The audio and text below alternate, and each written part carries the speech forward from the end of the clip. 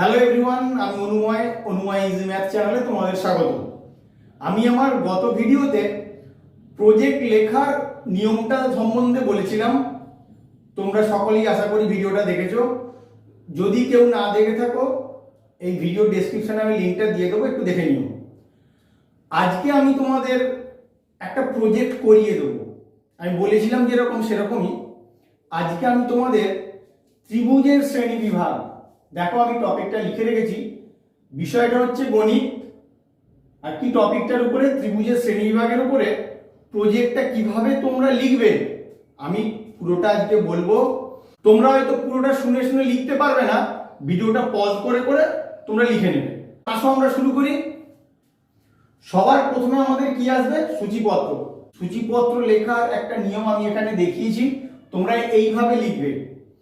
সূচিপত্রের প্রথমে থাকবে উদ্দেশ্য, এদিকে থাকবে পৃষ্ঠা নম্বর। পৃষ্ঠা নম্বর কত নম্বর পৃষ্ঠায় তোমার উদ্দেশ্যটা আছে, পৃষ্ঠা নম্বরটা থাকবে, সেটা হচ্ছে 1।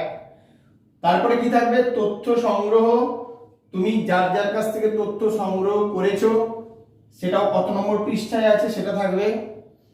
তথ্য বিশ্লেষণ, পুরো জিনিসটা ইলাবোরেটলি লেখা আছে যতগুলো পৃষ্ঠায়, সেটা তুমি তত নম্বর পৃষ্ঠা থেকে কত পৃষ্ঠা পর্যন্ত সেটা লিখলে।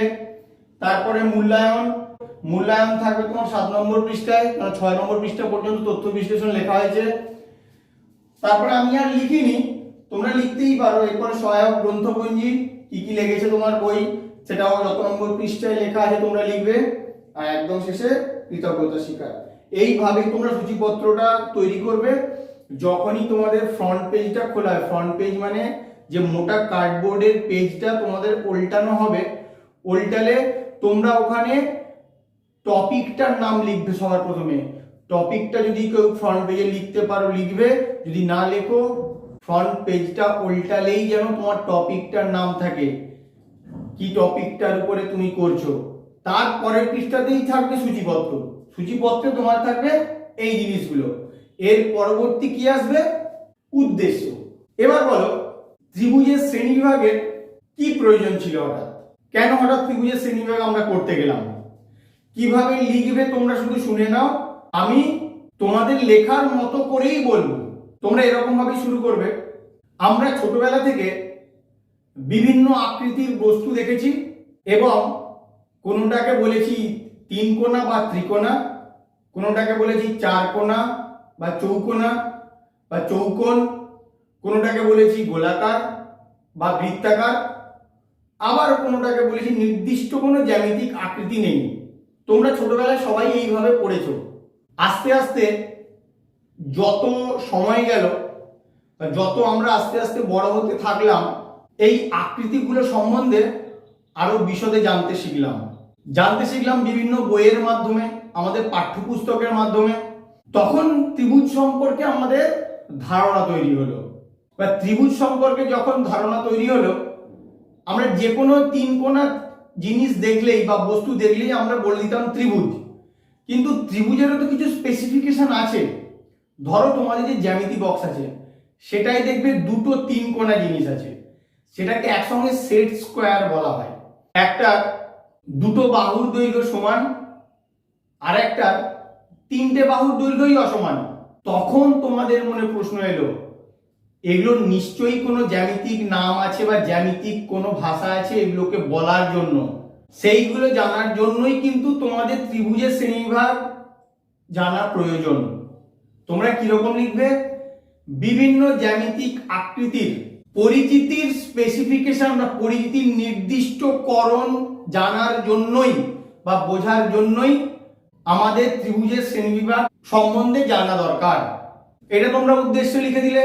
খুব বড় উদ্দেশ্য লিখতে হবে তার কোনো মানে নেই, তোমরা ছোটখাটো করে লিখলেই হবে। তোমাদের মেন যে জায়গাটা থাকবে সেটা হচ্ছে তথ্য বিশ্লেষণ, সেটা তোমাদের খুব বড় হবে।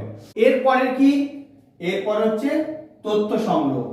তোমরা তথ্য সংগ্রহ কোথা থেকে করেছো? তোমরা লিখবে যে আমরা ত্রিভুজের শ্রেণীবিভাগ সম্বন্ধে বিভিন্ন তথ্য স্যারের মুখ থেকে, পাঠ্য পুস্তক থেকে, প্রাইভেট টিউটরের কাছ থেকে, বিভিন্ন বই থেকে, ইন্টারনেটের মাধ্যমে, ইউটিউব থেকে, যেগুলো থেকে তোমরা পেয়েছো, তথ্য সংগ্রহের যে সোর্সগুলো সেগুলো তোমরা লিখবে।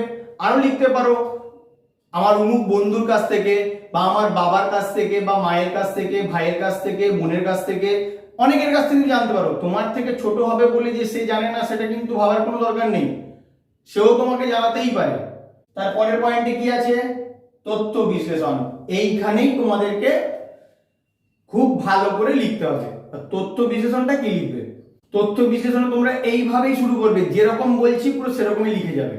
আর তথ্য বিশ্লেষণে তোমরা ডান দিকটায় লিখবে, ডান দিকে যেটা লেখা হবে বাঁ দিকে কিন্তু তার ছবিটা আঁকতে হবে। আর তার সঙ্গে যদি তোমরা একটা চার্ট তৈরি করতে পারো তাহলে খুব ভালো হয়। চেষ্টা করবে একটা চার্ট তৈরি করে সেই চার্টে বিভিন্ন রকমের ত্রিভুজের ছবি এঁকে তার নামগুলো নিচে নিচে লিখে দেওয়ার জন্য। তথ্য বিশ্লেষণটা এইভাবেই শুরু করব। ত্রিভুজকে সাধারণত দুটি ভাগে ভাগ করা যায়। 1 নম্বর পয়েন্ট, বাহুভেদে এবং কোণ ভেদে। এরপরে তুমি নিচে লিখছো পরের প্যারায় বাহুভেদে ত্রিভুজের শ্রেণী বিভাগ। এবার শুরু করছো নিচ থেকে। বাহুভেদে ত্রিভুজ 3 প্রকার: সমবাহু ত্রিভুজ, সমদ্বিবাহু ত্রিভুজ, বিষমবাহু ত্রিভুজ। সমবাহু ত্রিভুজ কাকে বলে লিখবে? যে ত্রিভুজের 3টি বাহুর দৈর্ঘ্য পরস্পর সমান তাকে বলা হয় সমবাহু ত্রিভুজ। যেখানে এই লেখাটা হলো তারই বাঁ দিকে যে সাদা পৃষ্ঠাটা আছে সেখানে তোমরা সমবাহু ত্রিভুজের ছবিটা আঁকবে, একটা নাম দেবে এবং নিচে লিখে দেবে সমবাহু ত্রিভুজ। তারপরে লিখবে সমদ্বিবাহু ত্রিভুজ। যে ত্রিভুজের 2টি বাহুর দৈর্ঘ্য পরস্পর সমান তাকে বলা হয় সমদ্বিবাহু ত্রিভুজ। যেখানে লেখা হলো তার বাঁ দিকে সাদা পৃষ্ঠাটায় সমদ্বিবাহু ত্রিভুজ আঁকবে, একটা নাম দেবে এবং ছবিটার নিচে লিখে দেবে সমদ্বিবাহু ত্রিভুজ। এরপরে লিখবে বিষমবাহু ত্রিভুজ। যে ত্রিভুজের 3টি বাহুর দৈর্ঘ্যই অসমান তাকে বলা হয় বিষমবাহু ত্রিভুজ। যেখানে লিখলে তার বাঁ দিকে সাদা পৃষ্ঠায় ছবিটা আঁকবে, একে নাম দেবে এবং লিখে দেবে বিষমবাহু ত্রিভুজ। ব্যাস, বাহুভেদে তোমার ত্রিভুজ হয়ে গেল। এরপরে লিখবে কোণ ভেদে ত্রিভুজের শ্রেণীবিভাগ। কোণ ভেদে ত্রিভুজকে 3 ভাগে ভাগ করা হয়।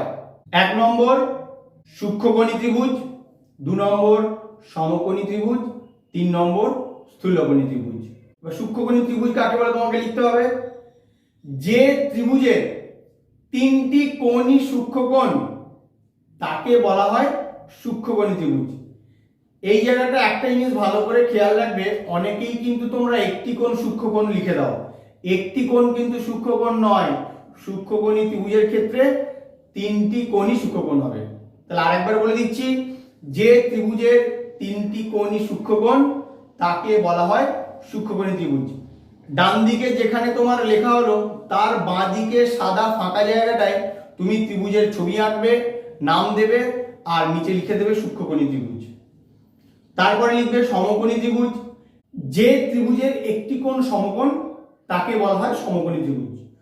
যেখানে লিখলে তার ঠিক বাঁ দিকে সাদা পৃষ্ঠাটায় সমকোণী ত্রিভুজের ছবি আঁকবে, নাম দেবে এবং নিচে লিখে দেবে সমকোণী ত্রিভুজ। এবং কোনটা সমকোণ সেটা কিন্তু তোমাকে মেনশন করতে হবে।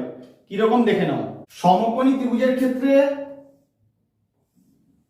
যেখানে সাদা জায়গায় তুমি ছবিটা আঁকলে, ধরো নাম দিয়েছো এ বি সি, এই কোণটাকে এরকম ভাবে দাগ দেবে আর এখানে লিখবে সমকোণী ত্রিভুজ বলে, আর নিচে লিখে দেবে কোণ এ বি সি সমান 90 ডিগ্রি, তাহলেই তোমার হবে। এরপরে লিখবে স্থূলকোণী ত্রিভুজ এবং এরকম ভাবেই লিখবে যে ত্রিভুজের একটি কোণ স্থূলকোণ অর্থাৎ 90 ডিগ্রি অপেক্ষা বেশি কিন্তু 180 ডিগ্রি অপেক্ষা কম তাকে বলা হয় স্থূলকোণী ত্রিভুজ। যেখানে তুমি লিখলে তার ঠিক বাঁ দিকে সাদা পৃষ্ঠায় স্থূলকোণী ত্রিভুজের ছবিটা আঁকবে এবং লিখে দেবে এরকম, এটাও এইভাবেই করবে। এইটা তোমার স্থূলকোণী ত্রিভুজ, নাম দেবে এক্স ওয়াই জেড, এইখানে এরকম দাগ দেবে, এখানে স্থূলকোণী ত্রিভুজ লিখলে আর নিচে লিখে দেবে কোণ এক্স ওয়াই জেড স্থূলকোণ, তাহলেই তোমার হয়ে যাবে।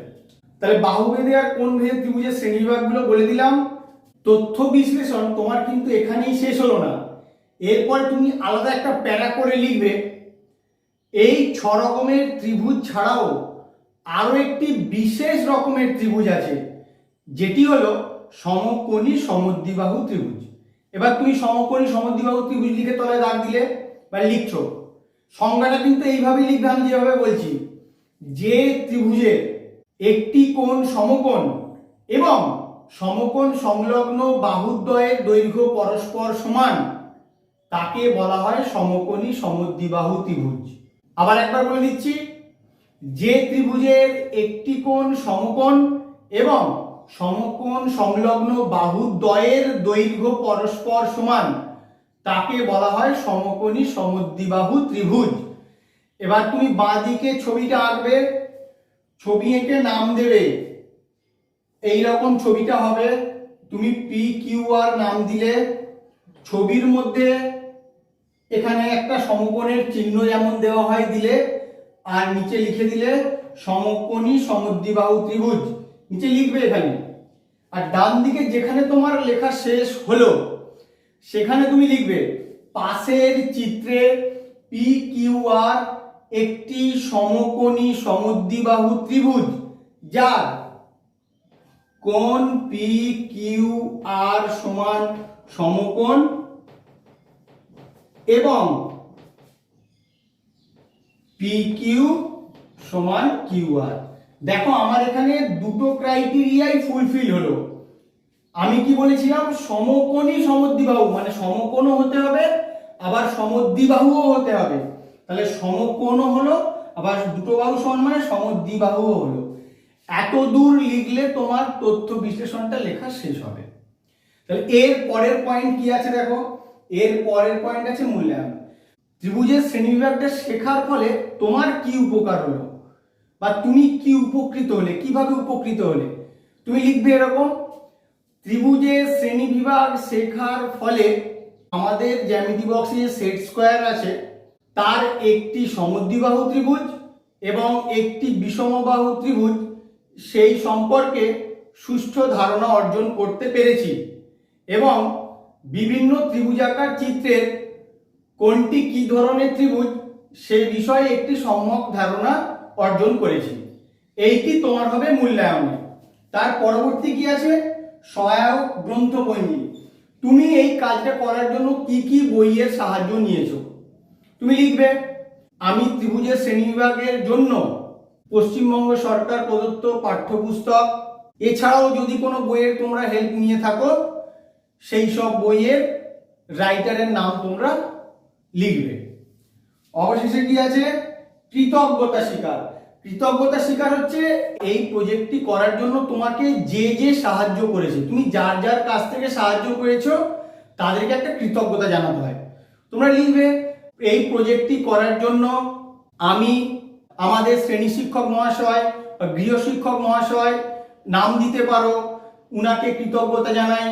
বা আরো যদি তোমাকে কেউ হেল্প করে থাকে, তোমার বাবা হতে পারে, তোমার মা হতে পারে, ভাই বোন যেই হোক না কেন, যার কাছ থেকে তুমি হেল্প পেয়েছো বা যার প্রেরণায় তুমি করতে উদ্যোগী হয়েছো তাদের নাম দিতে পারো বা তার সঙ্গে রিলেশনের ব্যাপারটা লিখতে পারো। নাম দিয়ে তাদেরকে তুমি কৃতজ্ঞতা জানিয়ে ওখানে শেষ করবে। এইভাবেই তোমরা পুরো প্রজেক্টটা লিখবে। যদি এরপরেও কারো কোথাও বুঝতে কোনো অসুবিধা হয়ে থাকে তোমরা অবশ্যই আমাকে কমেন্ট করে জানিও, আমি আলাদা করে তোমাদেরকে বুঝিয়ে দেবো। যদি কোনো সমস্যা হয়ে থাকে তুমি ত্রিভুজের শ্রেণীবিভাগের জন্য আরো কিছু করতে পারো, একটা চার্ট তৈরি করতে পারো। তোমরা যদি দোকানে গিয়ে বলো আমাদের ব্ল্যাঙ্ক চার্ট দরকার, তোমাদেরকে চার্ট দিয়ে দেবে। তোমরা সকলেই ম্যাপ দেখেছো, সেই ম্যাপের যেমন হয় উপরে একটা দণ্ড, সেখানে ঝোলানোর জায়গা, নিচে একটা দণ্ড, মাঝখানটা ব্ল্যাঙ্ক থাকবে।